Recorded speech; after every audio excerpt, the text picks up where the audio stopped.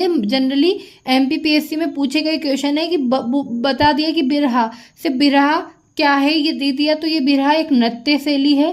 ये कौन सी जनजाति में आती है, तो गोंड जनजाति में। सेला दे दिया, कहरवा दे दिया, कर्मा दे दिया। तो इस तरह से ये गोंड जनजाति में आती है। तो ये नृत्य के नेम अपन को याद रखने।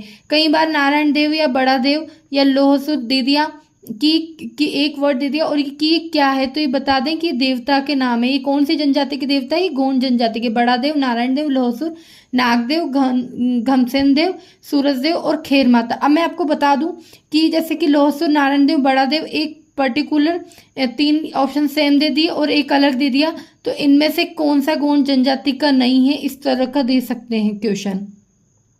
कई बार मैच मेकिंग दे दिया और इनमें से कौन सही नहीं है ये दे दिया। इस तरह से उनमें काम आती। तो ये एक एक पॉइंट पे हमें फोकस करना है।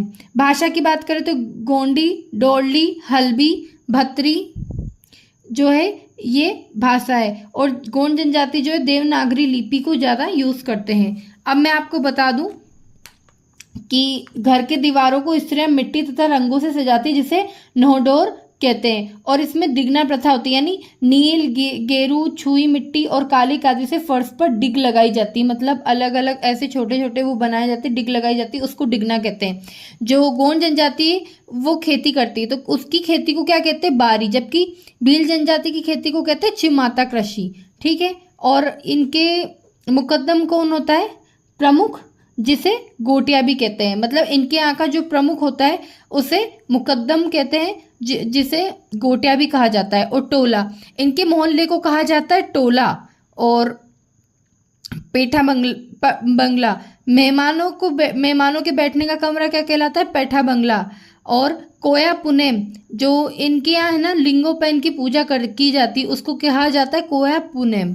और इनका जो समाज है ना वो पितृ सत्तात्मक समाज होता है। मतलब की बात करें कि पुरुष प्रधान समाज को महत्वता देते हैं। इनके यहाँ प्रधान कौन होता है, पूजा पाठ करने वाला जो होता है वो प्रधान होता है।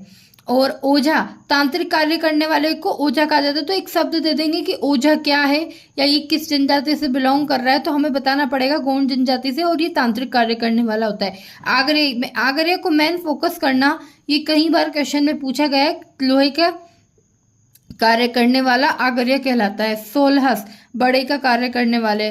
राजगोंड कौन होते हैं, अधिक संपत्ति वाले। और धुरगोंड कौन होते हैं, कम संपत्ति वाले।